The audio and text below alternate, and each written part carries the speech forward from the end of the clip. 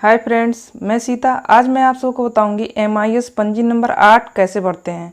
जो MIS पंजी number 8 है वो गृह भेंट पंजी आप कैसे भरेंगे ये सब मैं आपको बताऊंगी।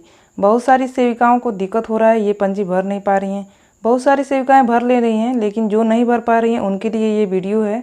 बहुत जो सेविकाएँ नहीं भर पा रही हैं वो सेविकाएँ मुझे बोली, मैडम आप इसके बारे में वीडियो बनाइए, गृह भेंट पंजी कैसे भरते हैं इसके बारे में वीडियो बनाइए ताकि हम सबको समझ में आ सके। तो चलिए मैं आप सबको इसके बारे में बताती हूँ। अब मैं ये पंजी खोलती हूँ और ये पंजी खोल के आपको दिखाती हूँ कि कैसे भरना है। तो आप समझ गई हैं MIS पंजी नंबर 8 जो गृह भेंट पंजी है। ये देखिए MIS पंजी नंबर 8 ऐसे भरना है। ये पहले से डाटा भरा हुआ है, मैं आपको भरा हुआ डाटा दिखा रही हूँ। सबसे पहले तो आप जान लीजिए कि इसे पेंसिल से ही बनाना है ताकि कोई भी गड़बड़ी हो तो आप इसे सुधार सकें। इसमें पेंसिल से ही डेट भरिएगा, कैलेंडर जो बनाइएगा वो पेंसिल से ही बनाइएगा, गर्भवती का नाम पेंसिल से ही लिखिएगा। ज़रूरी पहले मैं बता दे रही हूँ क्या क्या भरना है इम्पोर्टेंट। पहले तो आपको गर्भवती का नाम लिख लेना है, गर्भवती का नाम लाइन से जो है उसमें लिख लेना है। उसके बाद परिवार संख्या, गर्भवती किस परिवार से है वो परिवार संख्या लिख लेंगी और क्रम संख्या लिख लेंगी कि वो गर्भवती किस क्रम पे है। उसके बाद उस गर्भवती का LMP डेट और EDD डेट लिख लेंगी। EDD डेट तो आप जानती होंगी, EDD डेट क्या है। प्रसव की संभावित तिथि को आप EDD कहती हैं और LMP मतलब जो माहवारी की तिथि होती है वो। दोनों डेट लिखना आपको अनिवार्य है, इसी से आपका कैलेंडर बनेगा। तो कैसे कैलेंडर बनेगा इन सब के बारे में मैं जानकारी दे रही हूँ। यहाँ पे ऊपर देखिए लिखा हुआ है 7 माह 22 दिन, 4 माह 3 माह, 7 माह 6 माह 3 माह, ये सब जो लिखा हुआ है इसको आप ध्यान से देखिएगा। इसी के अनुसार ये कैलेंडर बनेगा। कैलेंडर बनाने में थोड़ा दिक्कत होता है, लेकिन पहले जो आप कैलेंडर बना लेंगी तो आपको बाद में दिक्कत नहीं होगा। तो आपको मैं ये विस्तार से बताऊंगी। अब मैं इसको जूम करके दिखाऊंगी क्योंकि डाटा साफ दिख नहीं रहा है ऐसे। यहाँ पे देख, ये आपको दिखाना चाह रही हूँ कि ये देखिए कितना बढ़िया से ये पंजी बना हुआ है। अब मैं आपको पास करके दिखा देती हूँ। देखिए कैसे पंजी बना हुआ है, पेंसिल से लिखा हुआ है इसलिए आपको दिखाई नहीं दे रहा है, फिर भी मैं आपको जूम करके दिखाऊंगी और बहुत बढ़िया से समझाऊंगी। आप इसको ध्यान से देखिएगा, पूरा वीडियो लास्ट तक देखिएगा ताकि आप बारीकी से समझ पाएँ। और कैलेंडर कैसे बनाना है ये, और वो गृह भ्रमण के टाइम कौन कौन सा डेट डालना है, कितना डेट डालना है। आपको टारगेट दिया गया है 100 का टारगेट है। पहले 75 का टारगेट था, लेकिन अब 100 का टारगेट दिया गया है। आपको दिक्कत हो रहा था कैसे भरना है कैसे नहीं, मोबाइल में दूसरा डाटा आ रहा है, रजिस्टर में दूसरा डाटा है। ये दोनों मैं आपको समझा दूंगी, क्लियर कर दूंगी इसमें, इस वीडियो में कैसे कैसे क्या करना है। तो चलिए शुरू करते हैं। गर्भावस्था के दौरान से ही गृह भ्रमण स्टार्ट कर देना है। तो यहाँ पे उनका नाम लिख लेना है। यहाँ ऊपर वाला ये जो रो है इसके बारे में पहले मैं आपको समझा देती हूँ ताकि ये रजिस्टर भरने में आपको आसानी हो जाए। तो चलिए शुरू करते हैं। यहाँ पे देखिए परिवार का क्रम संख्या है, यहाँ परिवार का क्रम संख्या लिखना है, यहाँ माता और बच्चे का नाम लिखना है। यहाँ 4 से 6 माह तक का गर्भावस्था में जो आप गृह भ्रमण किए हैं वो इसमें लिखना है, इस लाइन में। और जो 7 से 9 माह तक आप गृह भ्रमण किए हैं वो गर्भावस्था के दौरान, वो यहाँ पे आपको लिखना है इस लाइन में। कितना गृह भ्रमण किए हैं वो आपको यहीं पे लिखना है। प्रसव के दिन जो गृह भ्रमण करेंगी वो इस लाइन में लिखना है आपको। प्रसव के दिन कितना गृह भ्रमण किए हैं। प्रसव के दिन तो एक ही आप गृह भ्रमण कर पाएंगे क्योंकि एक दिन में तो एक ही गृह भ्रमण हो पाएगा, इसलिए आपको एक ही डेट डालेंगी। यहाँ पे जन्म से एक से 7 दिन तक, यहाँ पे जो लिखा है जन्म का पहला सप्ताह 1 से 7 दिन तक जो आप गृह भ्रमण करेंगी, जितना भी करेंगी 2 या 3, जो आप इस लाइन में लिखेंगे। यहाँ पे है 22 दिन तक का डाटा। ये देखिए यहाँ पे ऊपर 7 दिन लिखा हुआ है, यहाँ 22 दिन लिखा हुआ है। यहाँ पे 4 माह लिखा हुआ है, 3 माह 3 माह 6 माह 7 माह। ये पहले आप लिख के रख लीजिएगा ताकि आपका कैलेंडर बनाने में आसानी हो। कैलेंडर बनाने में ये बहुत आपका सहयोग करेगा। अब मैं आपको बताती हूँ 22 दिन तक क्या है। यहाँ पे जो 22 दिन का डाटा है वो आप इस लाइन में लिखेंगी। 22 दिन और ये 7 दिन मिला के आपका 1 महीना पूरा हो गया। यहाँ पे 4 माह का डाटा डालना है। 1 माह से लेकर 5 माह तक जो शिशु हो जाएगा उस दौरान आप कितना गृह भ्रमण किए हैं उसका डाटा आप इस लाइन में डालेंगे। और यहाँ पे आगे देखिए 3 माह का डाटा डालना है। यहाँ पे 6 माह से 8 माह तक जब शिशु हो जाएगा उस दौरान आप उनके वहाँ गृह भ्रमण करेंगी, उसका डाटा आप इस लाइन में डालेंगी। और उसके बाद फिर यहाँ पे बच्चा जब 9 माह से 11 माह तक का हो जाएगा, उस दौरान 3 महीने का डाटा आप इस लाइन में डालेंगी। 3 महीने में आप कितना गृह भ्रमण किए हैं उसका डाटा इस लाइन में डालेंगी। यहाँ पे देखिए लिखा है 12 माह से 17 माह तक। जब बच्चा 12 माह से 17 माह तक हो जाएगा उस दौरान जो आप गृह भ्रमण करेंगी उसका डाटा आप यहाँ पे डालेंगी। यहाँ पे देखिए ऊपर 7 माह लिखा हुआ है, इतना इसमें 7 माह का डाटा डालना है। 7 माह में आप जितना बार गृह भ्रमण करेंगी, ज़्यादा से ज़्यादा 4 बार, कम से कम 3 बार। आप यहाँ पे 6 माह में तो आप 4 बार गृह भ्रमण कर ही लेंगी, तो उसका डाटा आप इस लाइन में डाल दीजिएगा। अब यहाँ लिखा है 18 से 24 माह तक। जब बच्चा 18 से 24 माह तक हो जाएगा, 18 से 24 माह तक हो जाएगा तो उसका डाटा आप इसमें डालिएगा। यहाँ पे 7 माह का डाटा डालना है, इस लाइन में 7 माह का डाटा डालना है। उनके वहाँ 7 माह में आप कितना बार गृह भ्रमण करने गई हैं आप यहाँ पे डाल दीजिएगा। जितना बार गई हैं उतना बार का आप डेट डाल दीजिएगा, जिस दिन जाती हैं उस दिन का डेट। कम से कम तो आप 4 बार जा ही लेंगी, 4 बार जाना ही है आपको, तब तक का डाटा इसमें डाल देना है। अब मैं आपको बताऊंगी कैलेंडर कैसे बनाना है। यहाँ पे देखिए आपको यहाँ पे गर्भवती का नाम लिख देना है ऊपर, और नीचे लिख देना है प्रसव की संभावित तिथि। यहाँ पे गर्भवती का नाम रहेगा, यहाँ पे प्रसव की संभावित तिथि रहेगा, और यहाँ पे गर्भवती का LMP डेट रहेगा। LMP डेट आपका यहाँ लिखना अनिवार्य है। यहाँ पे जगह नहीं दिया हुआ है LMP लिखने के लिए, लेकिन आपको लिखना अनिवार्य है। ये LMP डेट आपको ये कैलेंडर बनाने में बहुत ही सहयोग करेगा। ये कैलेंडर बनाना बहुत ही ज़रूरी है, और ये कैलेंडर, इस कैलेंडर के हिसाब से ही आप गृह भ्रमण करेंगे, उसके अंतराल ही आपको गृह भ्रमण करना है। यहाँ पे आपको परिवार संख्या लिखना है, गर्भवती किस परिवार संख्या से है, जिस परिवार में रहती है उसका परिवार का संख्या क्या है, और यहाँ पे परिवार का क्रम संख्या क्या है, ये लिखना है। अब बच्चा होने के बाद यहाँ पे बच्चे का परिवार क्रम संख्या लिखाएगा और बच्चे का नाम लिखाएगा। अभी ये मैं नहीं बता रही हूँ। यहाँ पे देखिए, यहाँ पे जब ये कैलेंडर बनाना है, कैलेंडर 4 माह से 6 माह के बाद ही बनेगा। यहाँ देखिए 4 माह से 6 माह के बाद ही लिखा है। 4 माह जब पूर्ण हो जा रहा है उसके बाद जो डेट आ रहा है वो यहाँ ऊपर लिख देंगी आप। यहाँ देखिए ऊपर लिखा हुआ है 28/5/21। यहाँ से 28/5/21 यहाँ पे शुरू हो रहा है, 28/5 को चौथा महीना, और 27/8/21 को यहाँ पे 6वां महीना इनका पूरा हो जा रहा है। तो ये कैलेंडर यहाँ बन गया है। और यहाँ देखिए 7 माह और 9 माह के अंतराल में जो डेट आएगा वो यहाँ डालना है।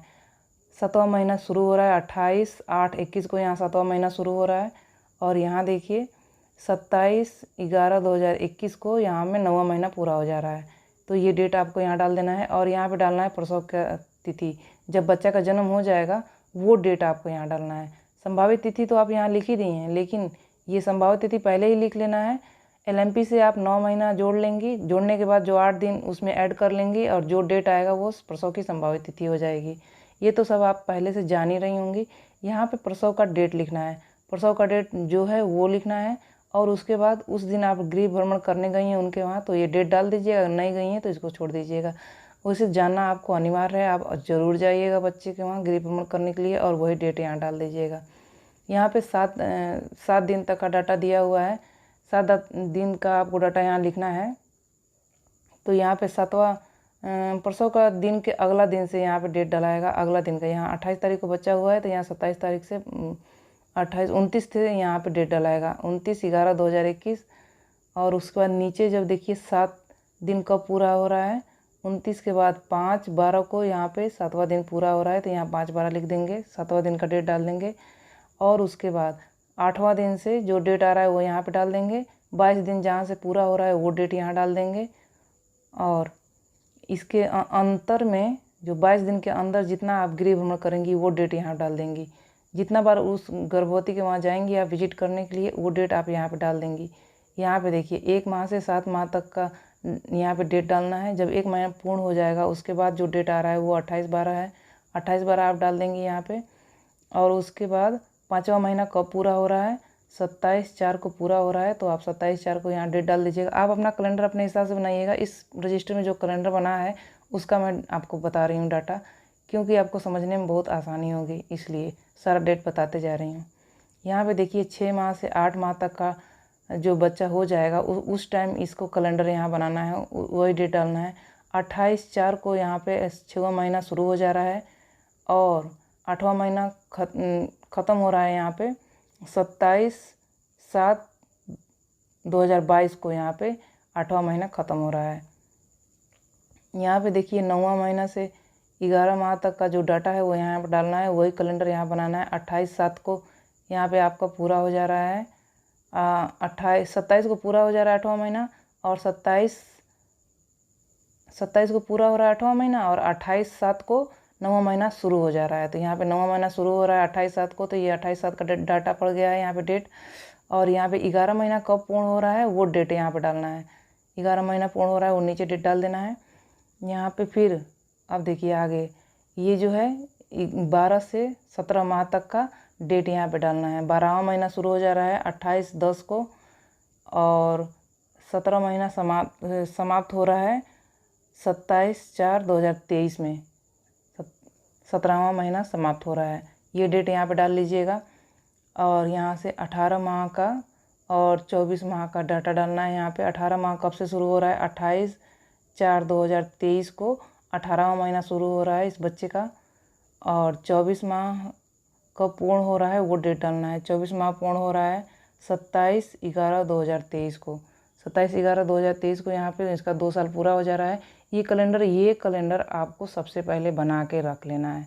बच्चा का जन्म नहीं हुआ है तभी भी आपको यहाँ पे बना लेना है, पहले से ही बना लेना। बच्चे का जन्म होने का डेट ये जब आ जाएगा उसके बाद यहाँ तक तो गर्भावस्था के दौरान रहेगी प्रसूति गर्भवती, तब तक ये डेट बना लेंगी आप। बच्चा जब जन्म हो जाएगा तो ये डेट आपको मिल जाएगा, ये डेट डाल दीजिएगा। उसके बाद ये सारा डेट कैलेंडर बना लीजिएगा।